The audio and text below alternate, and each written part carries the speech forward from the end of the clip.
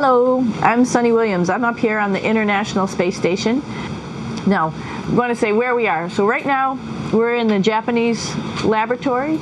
It's one laboratory out of many here on the International Space Station. It's actually on the left-hand side. If I was the International Space Station and I was flying through space like this, my left hand would be where the Japanese laboratory is.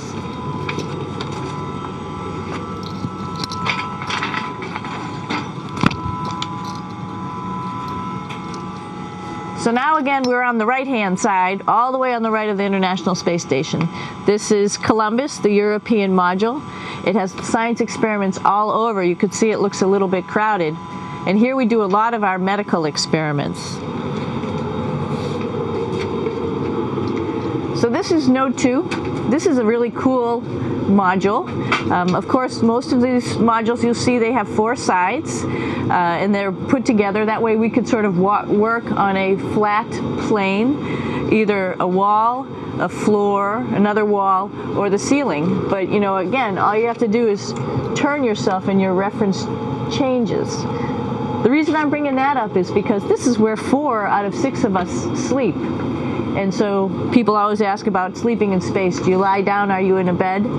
Not really, because it doesn't matter. You don't really have the sensation of lying down. You just sit in your sleeping bag. So here's one sleep station right here. I'm going in right now. You can follow me if you want. So I'm inside. It's sort of like a little phone booth, but it's pretty comfy. I've got a sleeping bag right here that we sleep in, so we don't have sort of like a little bit of a cover. We don't fly all over the place. But you know, you can sleep in any orientation. I have it feeling like I'm standing up right now, but like you saw, I'm on the floor. But it doesn't matter if I turn over and I sleep upside down. I don't have any sensation in my head that tells me that I'm upside down, so it really doesn't matter. The sleep station is also like a little office.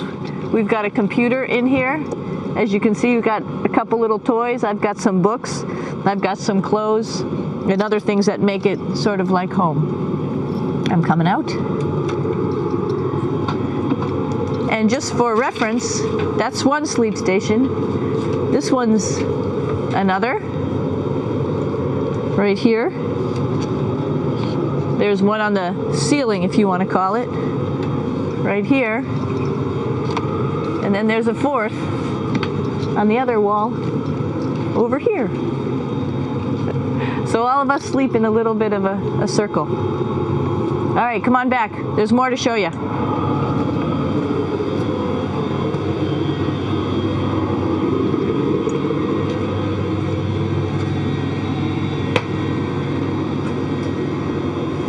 Here we are in the U.S. laboratory.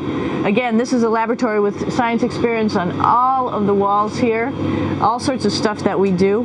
And one of the things we also do is we exercise. We have some exercise equipment on board the space station. We need to do that because we lose bone density and muscle mass while we're up here, and that's a result of not having to fight against gravity. So how we keep ourselves in shape are with a bike, a treadmill, and a weightlifting machine. This is the bike. You notice the clip pedals. So all you need to do is actually clip your feet in, and then you can start pedaling. You don't need a seat because you don't sit down. Actually, I haven't sat down for 6 months now, so you don't need any type of seat. Just make sure you're held in with your pedals. You probably see that the bike bounces around a little bit. As I move it, it's not steady and held to the wall firmly.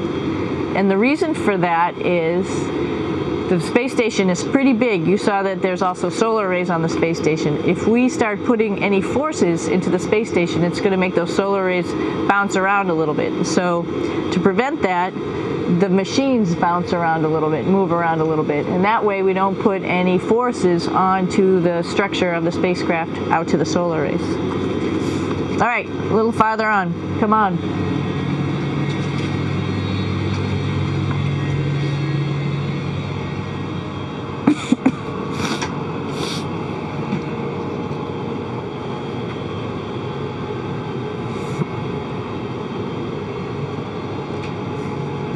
Here's a pretty cool place. This is sort of like in your house where everybody meets in the morning. After you wash your face, brush your teeth, you want to find something for breakfast. And this is our kitchen. You might notice there's all sorts of foods here. It's like opening the refrigerator. You got all your different stuff that you want to have: drinks, meats, eggs, vegetables, cereals, bread, snacks, and that's a good place. That's where you find all the candy. Side dishes, and then some little power bars just in case. So we have all this type of food. Some of it is dehydrated, and so we have to hydrate it, fill it up with water. Some of it is already made, and then all we have to do is heat it up. So something like this, I'm pulling out barbecued beef brisket. Pretty yummy. Not only is this food made in the US, but we also have food here from Japan. We've got Russian food. As you can see, all these red containers are filled with food that's from Russia. And then we get some of our specialty stuff, some things that we like, some of our favorite stuff that your family can send up. In fact, I like fluffernutters, and so I got sent up some fluff so I could make my fluffernutter with peanut butter. So you have a lot of food up here, no problems.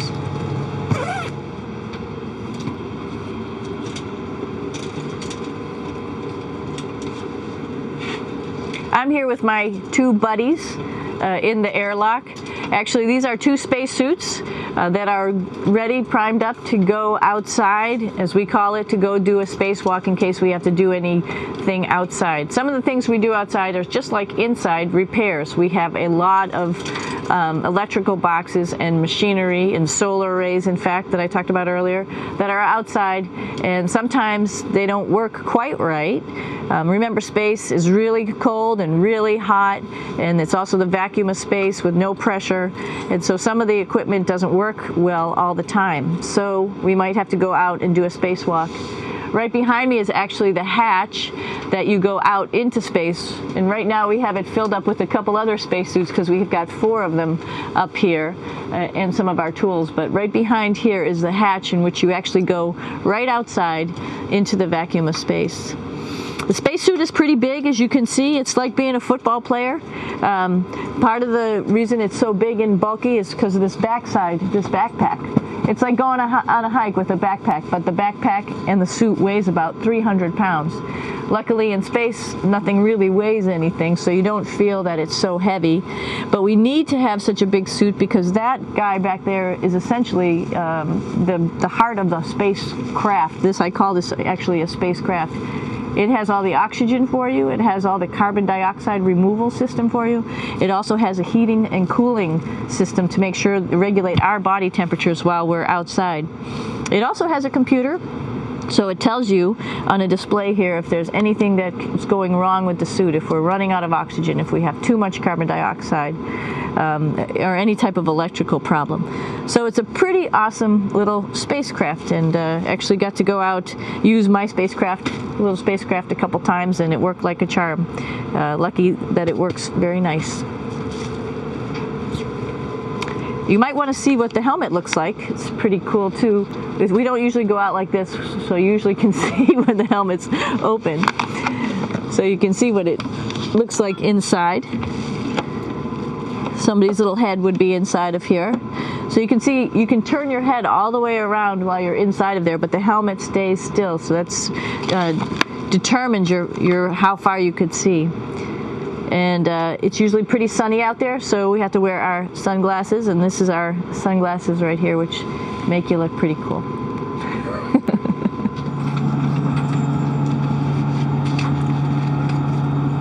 Here we are at the throne. This is awesome.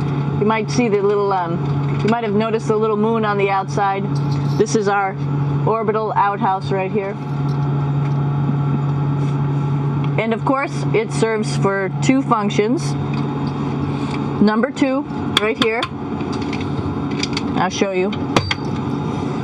But you see it's pretty small, so you have to have pretty good aim, and you'll be ready to make sure things get let go the right direction. And it smells a little bit, so I'm closing it up. And that's of course for number 2. And this guy right here is for number 1. So they're sort of two slightly separate functions, but you can do a little, essentially both, by hanging on right here and doing number 1 and number 2. I might add it's color coded so you really don't get it mixed up, which is nice. This is yellows for number 1. And also there's a selection of paper. People always ask about toilet paper. What do you do with toilet paper? What kind of toilet paper do you have? We have gloves just because sometimes it does get messy. We have some Russian wipes, which are a little bit coarse if you like the coarse type of toilet paper. We have some nice tissues, which are nice and soft if you like soft toilet paper. We have Huggies, just for any cleanup. You know, we were all babies once, and this sort of helps. And then if things get really out of control, we have disinfectant wipes, just to make sure we clean up here. Because, you know, just like the water I showed you, the number 1 stuff can sort of go all over the place if you don't aim correctly. And did I mention both of these have a little bit of suction, so they should keep things going in the right direction. But like I said, sometimes things get a little out of control if you are out of control yourself flying around. So we have lots of protective stuff. And of course, you do have your privacy. There's a little door, so other people know that you're in there. Now I'm going to take you to one of the coolest places on the space station.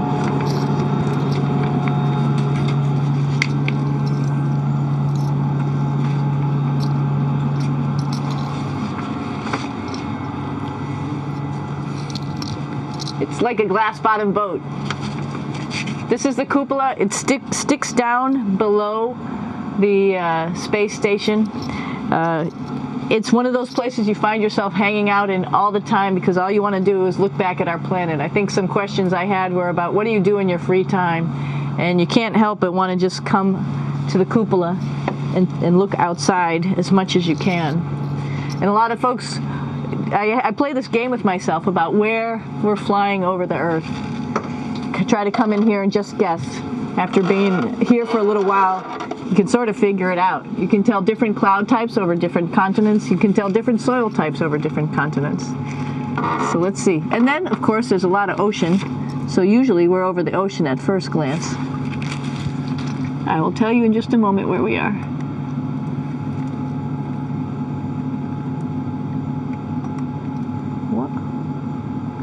There we go.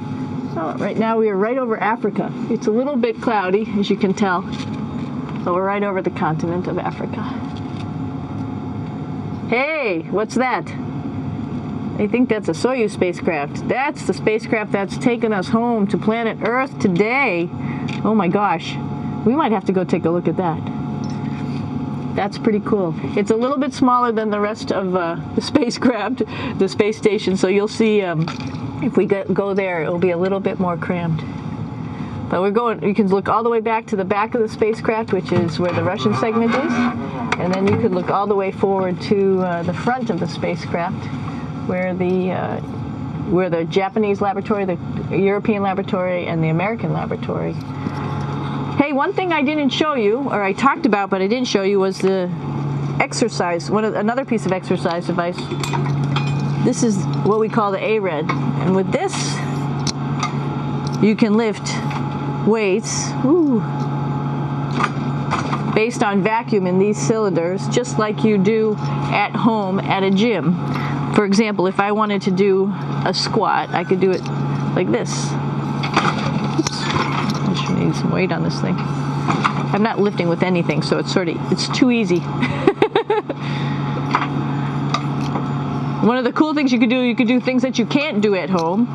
For example, single leg squats with just one leg, because the other leg, you won't fall over. So all sorts of stuff. You can also do bench press. We have a bench that we could add on here, so you can work on your beach muscles. All right. I showed you the Soyuz. Let's go check it out.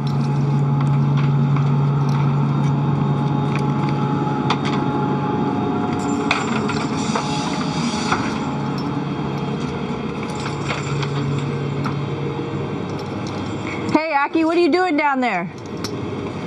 Crashing things. This is one of the cool things about space too.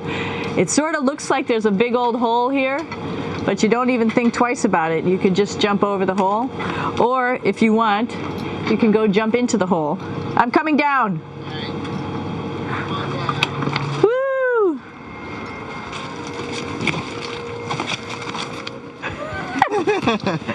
Then you can come right back up again, like Superman. Woo!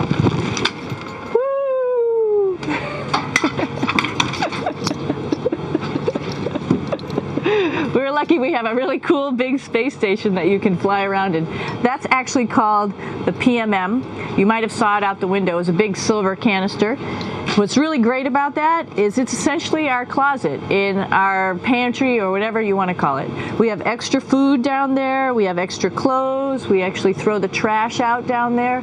So it's nice and organized, and we have all of our stuff that we need while we're working in all these other modules all stowed in this location down here. And it's a lot of fun to play in. Now that's a lot bigger than the Soyuz. Oh, one thing we need to show you is our patches here. While we've been up here, we've been Expedition 32 first, and then just recently we're leaving. We were Expedition 33, and there's all the crew members who are up here with us right now.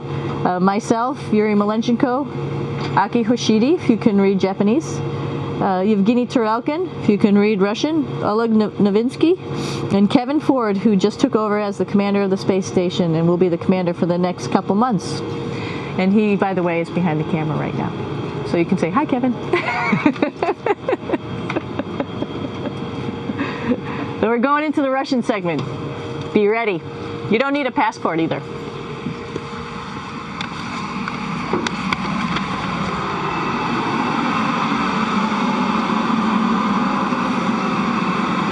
It goes a lot farther back than this.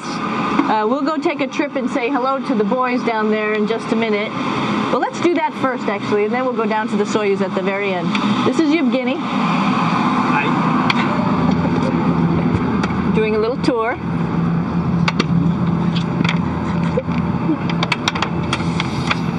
This is the FGB, and what's cool about this module, it is actually the very first piece of the space station that came up in 1998.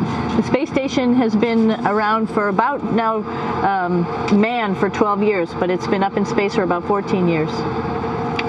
And this was the very first. It is like the Russians' PMM. It has a lot of storage, as you can see.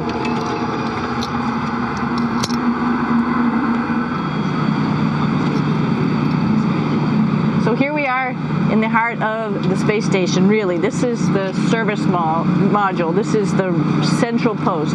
In case we had any problems, I know a couple of the questions were about what type of things do you have to worry about. And some of the things we have to worry about in space are fire. If we had a fire, if we had a depressurization, like we were hit by a micrometeorite and it made a hole, or if we had some type of toxic atmosphere. We use ammonia for our radiator, so there is a possibility that ammonia could come into the vehicle, and then it would be bad for all of us. If we have any of those problems, we come right here, which we call the central post. It is the main heart of the space station. It was also the first computers that came up here that ran the space station. And so behind this wall right here are these main computers. So we gather here as a group of 3 or 6 and then figure out how we're going to either fight the fire, patch the hole, or solve the toxic spill. And what's cool about this module, of course, it's the central post. It also has great windows right down toward Earth. It has controls to fly in visiting spacecraft if they need some assistance right here. It has Russian computers as well as American computers to help us control anything we need to on the space station.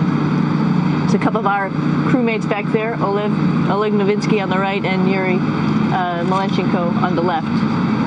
And there's also a second bathroom here, which is really cool because 6 of us going to one bathroom is really tough. And so there's one bathroom here and one bathroom on the other side where I showed you. And you can probably see on the wall behind Oleg and Yuri some of the heroes of the space program. Korolev, Sergei Korolev, who was a chief designer of putting men into space. And of course on the right-hand side, Yuri Gagarin, the first man to go into space. So just reminds us of our roots. I'm gonna stop here just for a quick second. You can see on the Russian spacecraft there's also other modules that stick out, down, and above. Right here is, let's see, I'm trying to be oriented. That's a place where we do spacewalks from for the Russian side. There's Russian spacesuits in here, and also a visiting vehicle which brought fruits and vegetables and becomes a trash container when we undock. Up on this side is also a future place where they're going to do spacewalks from, and connected to it is Kevin's, Oleg's, and Yevgeny's Soyuz spacecraft. And now let's go see ours. О, извините, это пробка.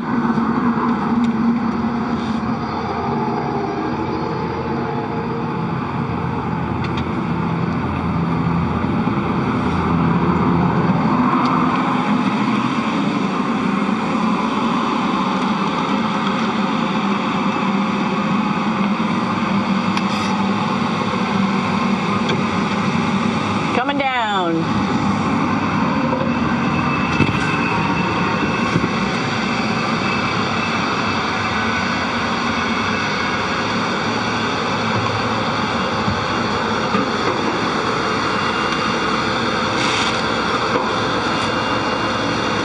Tricky getting in here.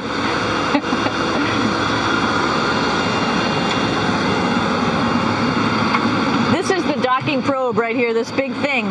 This helps us connect to the spacecraft.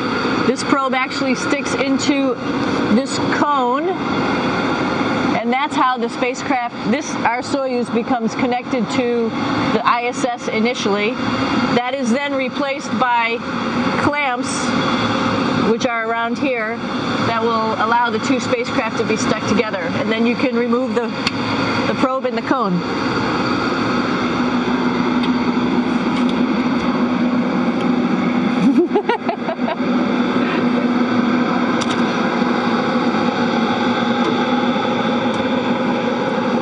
You okay? All right, so here we are in the Soyuz. This is what we call the BEO, the living compartment, Bitovoy Otsek in Russian. It also has a little bathroom. It's not as good as the other bathrooms, so we try not to use it too much. It has drinking water in it if we need something to drink. And then, of course, it's filled up with a lot of cargo for us bringing up and also bringing back down. It has a second purpose when it comes back to Earth. It serves as a garbage container. During the descent, we'll get rid of this area right here, and everything that's in it will just burn up as it's coming into the atmosphere, so that way we can get rid of a little bit of trash. But the main area where we were on launch and where we're going to be on descent is down here, because we're not part of the trash, so we're in a safe place. So we're in the descent module, SA. It's a little small, but you can get in.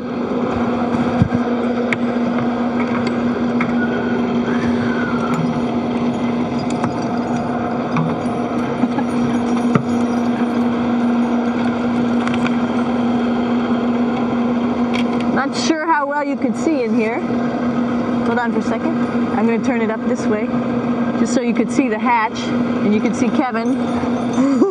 It's a little bit small, but we'll come in and show you around. Just starting to get ready. We're preparing a couple days ago for our ride home. It's a little bit squishy, but everybody asks, how do you sit in the Soyuz? And you sort of sit in your seat like this. The seat is molded to your body, and so you can just sort of squish in here and be pretty relaxed. Everybody has a handmade seat for them. And then, of course, there's a control panel, and that's where we do most of our actions and work right here. There's hand controllers, which you can fly the vehicle with, and there's a stick right here, primarily used for communications when we're trying to talk to the ground. So 3 of us fit in here. Like I said, it's a little squishy, but somehow it seems like we all managed to get in here and fit pretty well, and it's a pretty safe ride home. You're probably wondering, what's all this junk behind us? Well, it's all of our parachute, first of all, and then it's all of our survival gear, just in case we end up landing in some strange place on the planet and nobody's there to rescue us right away. We have all sorts of survival gear with us, keeping us safe in here. So they've pretty much thought of everything. And we'll be home on the planet within the next 12 hours. Pretty shocking.